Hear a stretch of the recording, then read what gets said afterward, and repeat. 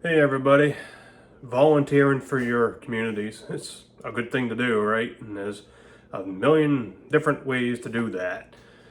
So whatever works for you. One thing I do is volunteer my time doing radio programming for a public safety entity for a fire department.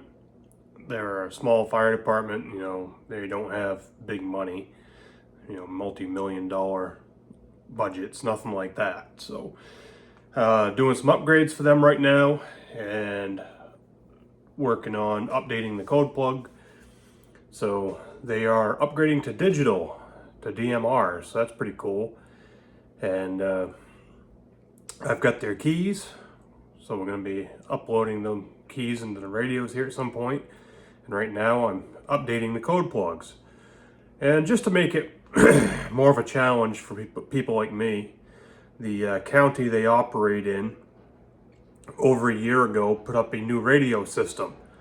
And instead of setting it all up and then putting it on the air as 100% complete, oh no, they couldn't do that. They made it about 80% complete, put 80% on the air, and then the other 20% is still the old system. So it's a mishmash. So where I'm programming is still on the old system. So I've had to put the new information in the radio, all the radios for the new system, so that when they can go on the new system, everything's programmed. They are ready to go. They're all zoned out. They're ready. And then I'll have to go back in and delete out all the old stuff. Well, we're better than a year later and the county still hasn't bothered to complete their radio system yet. Just did that 3-part series of programming these from a deaf, dumb, stupid, blind radio. Nothing in it. Building a code plug from the ground up. That was brutal. Not so much doing it, but trying to film it all. So with these code plugs, they're already written. These radios already have a bunch of analog stuff, and we're adding DMR, the digital. So now we're gonna kind of go from this phase of we have to add on to something that already exists. I've opened up my existing file for this radio. This is a 5200, so it's a portable. And as you notice, if we look over here in our tree, DMR is grayed out, encryption is grayed out. We can't do anything right there right now because we don't have it. So we try and get in here, there's nothing here. We can't do anything. I don't have these radios in possession at the moment, which is fine. We don't need to. So we go up to, this friggin' thing bounces, I don't know why. I think it's the screen bouncing a little bit. Go up to product information. All right. We're gonna do this the same way we did it on the one we were doing deaf, dumb, and blind at the other series. So go over here to DMR. I'm gonna turn it on. All right, DMR conventional. I don't know if you have to check 4 keys or not, whatever. We're gonna do it. And we're gonna click OK. We'll get a couple warnings. Yes, we are good with that. Yes, we are good with that. Now this is going to allow us to do digital programming from here on out. And in just a second, when it gets done grinding and chewing, you're going to notice the DMR and encryption stuff. Anything DMR pertinent is going to turn blue. There, you see it? We just had a reset. We scroll down. There. Now DMR encryption, it's blue, right?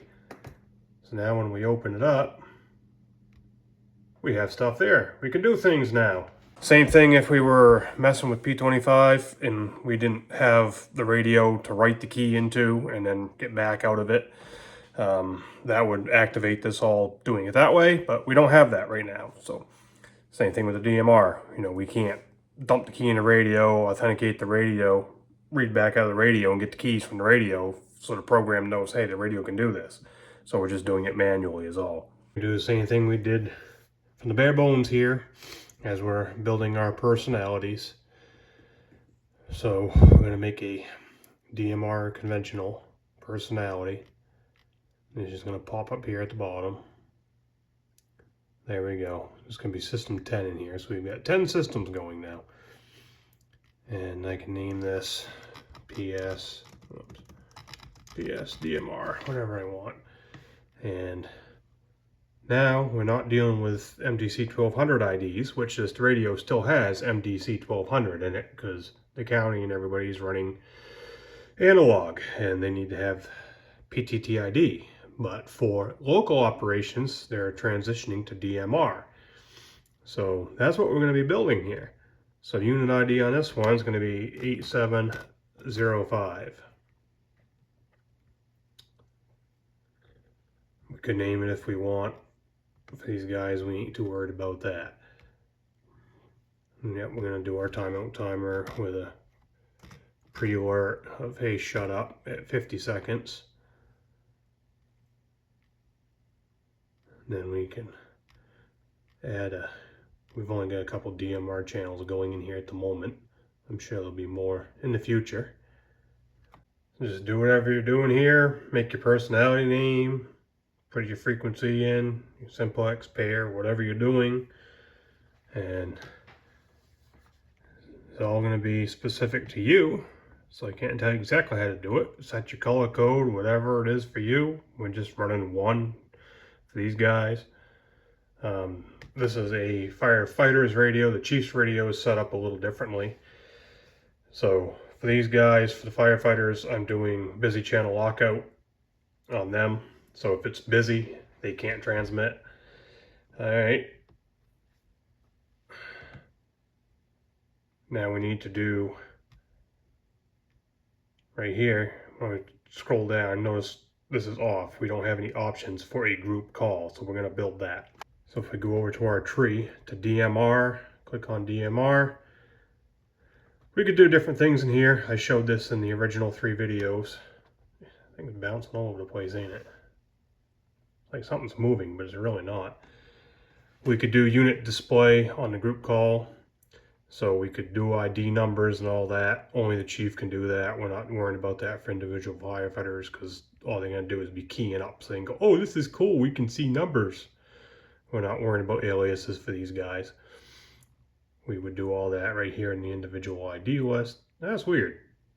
It all just stopped right there. It's bouncing back and forth. Huh, interesting. Well, anyway, so we're going to do a talk group. We're going to just make one up, 44. That's all we need. And then we just call it FD. So now we have somewhere for data to go. We've made a talk group.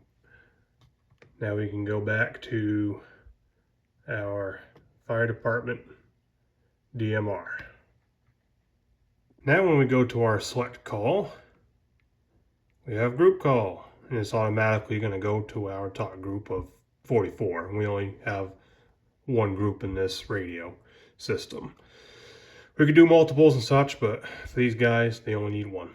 And then all the firefighters are the same with the exception of ID numbers and the boot up screen. So I've got all their individual files in here. If it was just a very simple change, the easiest way to do it would be go in here, open each file, do it individually, and then write each file into their radio. But I'm making several other changes in some zoning here. I'm adding another zone for them. So that would be a lot more typing, a lot more work for me. So I can just jump the code plug and all I have to do is just change their individual MDC 1200 and DMR ID and boot up screen. That's really easy to do when I program the radio, and then just say the file name for their ID as I go. That's the way I'm going to go, I think. So here I've got a 5200, which is analog only. It will not do digital. Trying to do this on a tripod sucks. I'm gonna set the COM port, make sure that's good. Sometimes you do, sometimes you don't. Now refresh. I click that. Get a beep from the radio, that's what we want. Alright. So this was showing information from another radio, which is the same thing as this one. That's what's in it right now. We're going to add DMR. If you notice over here, there is no DMR key. You get the OTAP for over-the-air programming, but you don't actually have a DMR key. And here in our list, all the white ones are for other radios. We're using this blue one. We've got 20 keys. I've already burned up one. Alright, so now we should do radio authenticate. And we'll get that. Yep. It's going to authenticate the radio with Kenwood. Did you just see the DMR conventional pop up? So now we have a DMR radio and we've chewed up another key. Now we've got 18 out of 20. That's all there is to loading the keys. You can go down the playlist of ways and see I did more of that in detail. Some radio shops will charge you like $100 for that, and that took me, what, 45 seconds doing it with the video. If I wasn't trying to run the camera and all that, I can do that in about 20 seconds. It doesn't take much, but they'll charge you big bucks to install digital keys because it's really, really hard, right? Okay. Let's make sure the COM port is set here. Should be fine. We'll set it, make sure. Now, this code plug is already written. All my DMR is already in it. So all I gotta do now is write the radio.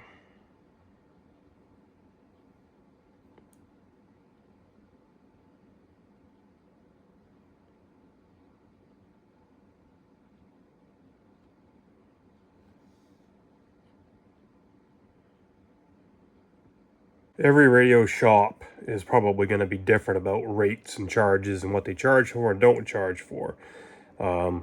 Yeah, there was a police department I was programming a few years ago, and where they got their radios from, that place literally wanted $100 per radio to install digital key.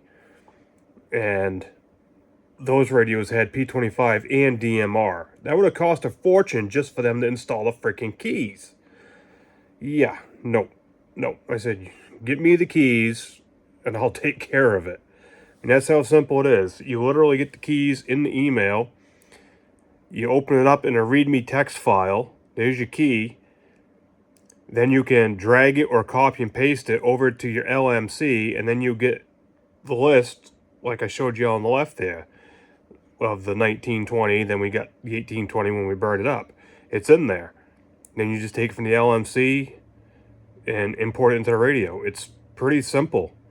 From email to import it into the radio, you could probably do that within a minute, 2 minutes. You know, if you know what you're doing. I can do it pretty quick. I've done enough of these. $100? This radio a few minutes ago was analog capable only. Now it's DMR and analog capable, and it's all written. It's good to go. It'll work. What I'm going to do now is I'm jumping code plugs instead of rewriting like 20 of these friggin' things. So the ID in this radio is changing from what it is to another number. So I just wrote the radio, right? So now it thinks it's 8705, all right? No problem. Well, I got told make it 8729. Okay. Well, that's easy. I'm going to read it.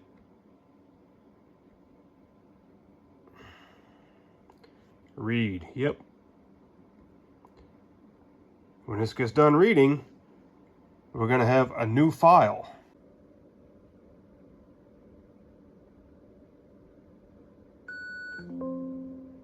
So here's what's going to happen. Got the little wheelie going there, right? Watch and see what happens here.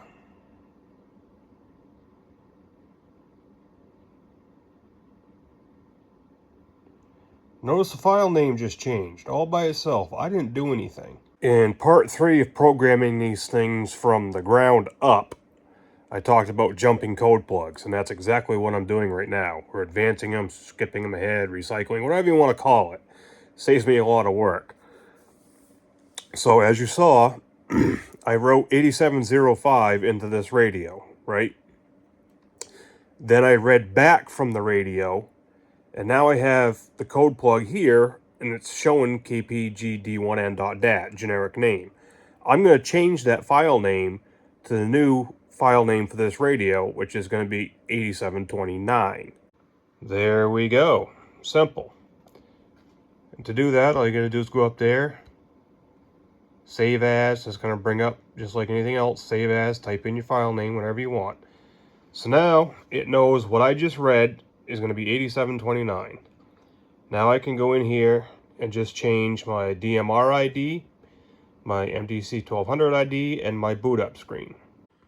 Alright, I made my changes for my IDs and my boot up, so it's going to say 8729 when you turn it on. Now all we got to do is take that information that we just changed in this file and write it back into the radio. Well, for a brief couple minutes there, this radio would identify as 8705. No big deal. But by jumping the plug like this is really cheating. And now when they key up on digital or analog, it's going to show up with the correct ID. There it is, written again. So now it is that file name modified. Looks like Dave, Miranda, and Mandy just showed up from the fair. I just went over and snuck in their place and raided the refrigerator. I didn't get caught either. Stealing juice boxes from a kid. Yeah, I'm that kind of guy. Yeah, you think I got some programming to do? And there's more. I got another box full of mobiles.